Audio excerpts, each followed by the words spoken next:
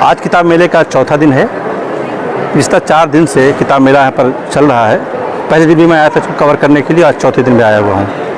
और जिस तरह से यहाँ पर फुटफॉल देखा गया है, आज इस डिजिटल दौर में भी जब लोग रील पर, फेसबुक पर, व्हाट्सएप पर लगे रहते हैं, इस दौर में भी किताबों के शौकीन, किताबों के पढ़ने वाले किताब मेले पहुँच रहे हैं और ख़रीद रहे हैं। हमने भी बहुत सारी ख़रीदारियाँ की हैं और बहुत सारे लोगों से मैंने बात करने की कोशिश की है। कुछ पब्लिशर से बात करने की कोशिश की है, कुछ और लोगों से बात करने की कोशिश की है कि पिछले 4 दिन के अंदर क्या फुटफॉल रहा है उनके स्टॉल पर, किस तरह के क्वेरीज़ आई हैं, किस तरह के सवालात आए हैं और किस तरह की डिमांड आई है। इस तरह की बातें हमने की हैं कुछ लोगों से, हम आप तक सुनाएंगे। लेकिन उससे पहले मैं आपको लिए चलता हूँ मेले के अलग अलग हिस्सों में, आपकी विजिट कराता हूँ। मैं इस वक्त वाणी प्रकाशन के स्टॉल पर हूँ।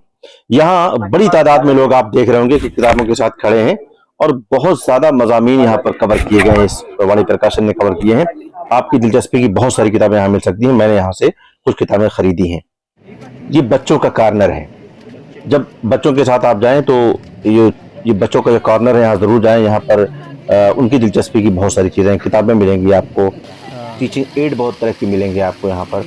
और अगर आप टीचर हैं और किसी स्कूल में आप टीचर हैं तो आपको वहाँ जाना चाहिए और नए नए टीचिंग एड ज़रूर लाना चाहिए अपने स्कूल के लिए। अगर आप स्कूल के मैनेजर हैं, संस्थापक हैं, प्रिंसिपल हैं तो आपको ज़रूर जाना चाहिए। और बच्चों के साथ जाएं तो बच्चों की दिलचस्पी भी वहाँ पर काफ़ी होगी। ये देखिए मेरे सामने एक कार्टून बनाया हुआ खड़ा शख्स। तो इस तरह से यहाँ पर बच्चों की दिलचस्पी के लिए बहुत सारे सामान यहाँ पर हैं। यहाँ पर एक बहुत बड़ा एक सेल्फी पॉइंट भी बनाया गया है। मुस्लिम काउंसिल ऑफ एल्डर्स का ये स्टॉल है, जहाँ पर अख़वत और भाईचारे की बात लगातार की जा रही है।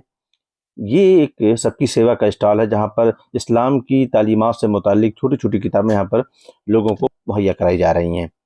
और तो इस तरह से आपने देखा कि आज जो हमने विज़िट किया, आपको मेले को, उसके मुख्तलिफ पहलुओं को आपको दिखाया। और मेला बहुत बड़ा, बहुत वसी है।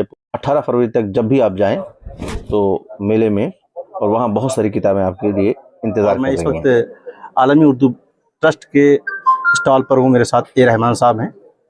इनका एक स्लोगन है कि आला कद्र की किताबें जो है बहुत ही सस्ते दामों में, नहीं अर्ज़ां कीमत पर आपको अवेलेबल कराते हैं। थोड़ी देर पहले मैं यहाँ पर आया जब, तो कई लोग विजिट पर आए और जो किताब 600 रुपये में मार्केट में अवेलेबल है जिस सफ़ाहत के साथ, और 150 रुपये में यहाँ पर अवेलेबल है। 1500 रुपये में जो किताब हो सकती है मार्केट में, वो आपको यहाँ पर 250 रुपये मिलेगी। 100 रुपये की जो किताब आपको हो सकती है यहाँ पर 20-20 रुपये में आपको मिलेगी। पॉकेट बुक्स की साइज़ में बहुत सारी किताबें हैं। उर्दू के प्रमोशन की जो बात अगर की जाती है तो आलमी उर्दू ट्रस्ट को आप ये कह सकते हैं कि रियल प्रमोशन कर रहा है।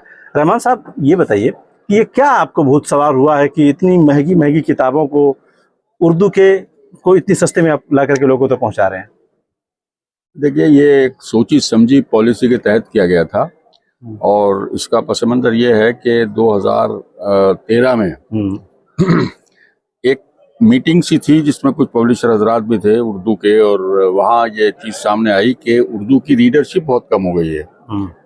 रीडरशिप क्यों कम हुई है जबकि उर्दू में यानी अदब की तख्लीक और दूसरी चीज़ों की वो तो उसमें काफ़ी इजाफा हुआ है। तो वजह ये सामने आई कि किताब महंगी है और महंगी किताब उर्दू का तबका जो है वो इक़्तिसादी तौर पे कमज़ोर है, आप जानते हैं। तो हर आदमी किताब ख़रीद नहीं पाता।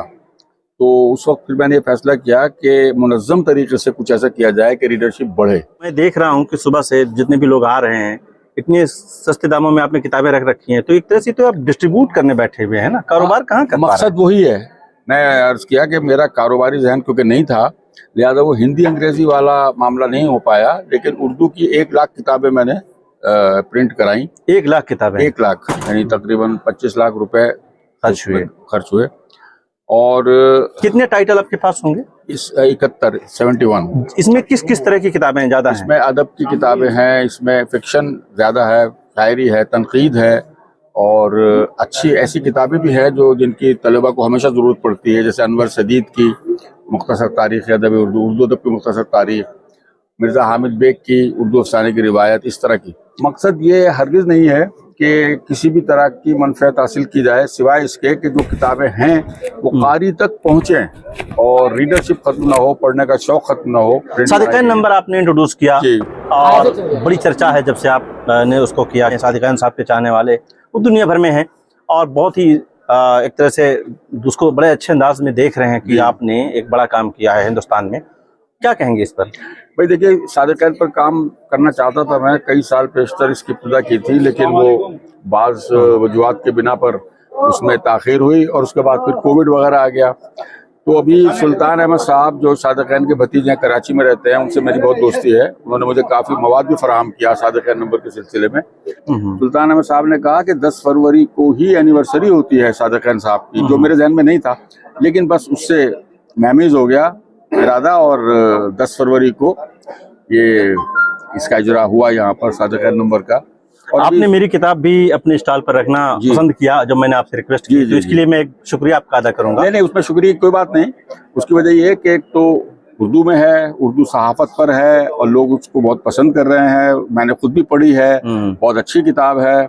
और वो मैंने ये सोचा कि यहाँ से लोग अगर खरीदेंगे तो, और उस पर अगर मुझे डिस्काउंट भी देना पड़ा तो आप जो चाहेंगे देंगे, अपनी जेब से डिस्काउंट देकर। कई किताबें लोग ले गए, अच्छी बात। और अच्छी चीज तो पारी तक पहुंचनी चाहिए ना। अच्छी किताब से मैं दरखास्त करूंगा कि आने वाले पूरे एक हफ्ते तक, यानी संडे तक, आप अगर किताब मेला आते हैं तो आप हॉल नंबर 1 पर आइए, आप Q24 पर विजिट कीजिए। आलमी उर्दू ट्रस्ट के स्टॉल पर आपको यहाँ पर उर्दू से रिलेटेड जितनी भी किताबें अदब की हो सकती हैं, जो आप मार्केट में आपको 200, 250, 300 की मिलेंगी, यहाँ आपको 100 के अंदर ही आपको मिल जाएंगे। तो आप ज़रूर आइए, विजिट कीजिए अपनी दिलचस्पियों के हिसाब से।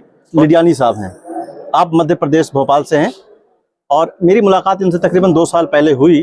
पहली मुलाकात मेनली पब्लिकेशंस में हुई, उसके बाद से लगातार हम टच में हैं और हर दूसरे तीसरे दिन मेरी बातचीत होती है। किताबों के रसिया हैं, मौलाना मौदूदी को पढ़ना हो, बदरुद्दीन खान साहब को हो, खुद गामदी साहब को हो, और भी तमाम तरह की जितनी भी तरह की चीज़ें मैदान में हैं इल्मी, हर चीज़ को बहुत ढंग से पढ़ते हैं। इसके अलावा जो इनका जो पैशन है, वो सुबह सुबह अपने घर से निकलते हैं, मध्य प्रदेश के भोपाल के सरकारी अस्पतालों में जाते हैं, 2:30-3 बजे तक वहाँ पर लोगों की मदद करते हैं और उसके बाद ये फिर घर लौटते हैं। तो इनका एक पूरा पैशन है लाइफ का, और माशाल्लाह बहुत ही एक्टिव रहते हैं। देखिए, किताब मेले में आए हुए हैं पहले दिन से, और 18 तारीख तक यहाँ रहेंगे और अलमौरीद के जो है स्टॉल पर मौजूद हैं। मुझे बताइए कि इस उम्र में जब लोग सफ़र करना बचते हैं, घर वाले कहते हैं कि घर में रहिए, यही जो कुछ कर रहे हैं यही काफ़ी है, और आप वहाँ चल करके फिर किताब मेले में आना, हम तो एक दिन के लिए आते हैं, थक जाते हैं, अब 4 दिन से बैठ रहे हैं। जी, तो विल पावर अल्लाह ने दे रखा तो आते हैं, और जब तक सांस चल रही आते रहेंगे। भली मेडिकल लाइन से कुछ भी बोलने लोग, उससे क्या होता है? अच्छा, मौत तो बरक है ना, कहीं भी आई। कब तक रहेंगे इस मेले में? मैं 18 तक रहूँगा। किन राइटरों को आपने सबसे ज़्यादा पढ़ा है?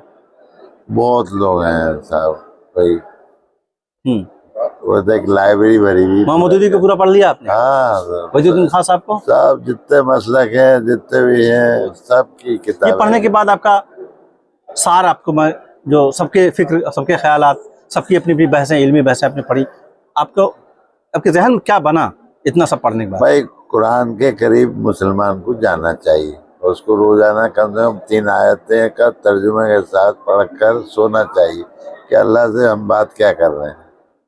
तो हमारी मादरी ज़बान तो अरबी नहीं है, हिंदुस्तानी लोग हैं, उर्दू के लो या हिंदी के लो या इंग्लिश के लो, उसमें तर्जुमे से पढ़ेंगे तो आपको ज़्यादा फायदा हो।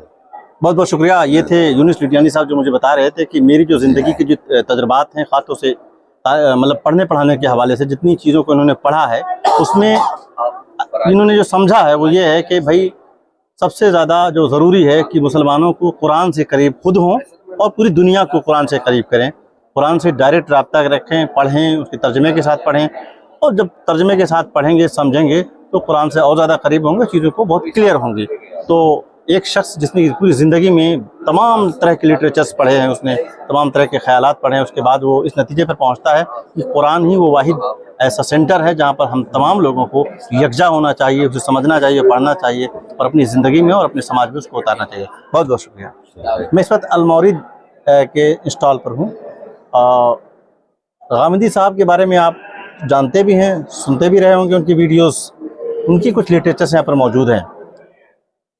मैं इस वक्त जो स्टॉल के जो ज़िम्मेदार हैं, इंचार्ज, मैं उनसे बात करूंगा कि 4 दिन में क्या फुटफॉल रहा है, किस तरह की इंक्वायरीज़ आ रही हैं, गामदी साहब के हवाले से किस तरह के सवालात का आपको सामना करना पड़ा है? सबसे पहले तो ये बताइए कि 4 दिन हो गए आपको, जी किस तरह का फुटफॉल रहा? बहुत ही अपना नाम बताएं सबसे पहले। मेरा नाम अकबरुज़्ज़मा है। हाँ। ये इस इदारे की बिना मुंबई में आज से 13 साल 12 साल पहले पड़ी है। गामदी साहब से अब तो पूरी दुनिया वाकिफ़ है जी।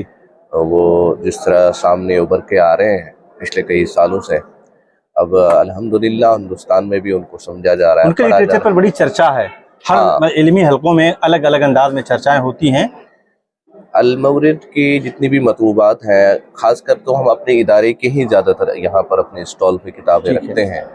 गामदी साहब की जो बुनियादी दीन पर जो बहसत मजमूई उनका जो बयान है दीन पर, जो मीज़ान के नाम से उन्होंने किताब लिखी है, वो यहाँ पर दस्तयाब है। उनकी तफसीर कुरान अल बयान के नाम से 5 जिल्द पर मुश्तमिल है वो किताब, वो यहाँ पर मुहैया है।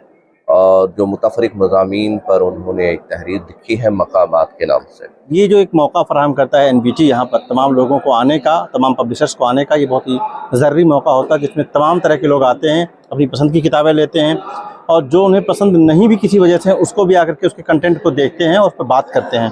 तो ये बात करने का, किताबों पर लिखने पढ़ने की बात जो यहाँ पर होती है ख़ास तौर से बुक फेयर में, वो बड़ी अहम होती है और उसको उस नज़र से देखना चाहिए।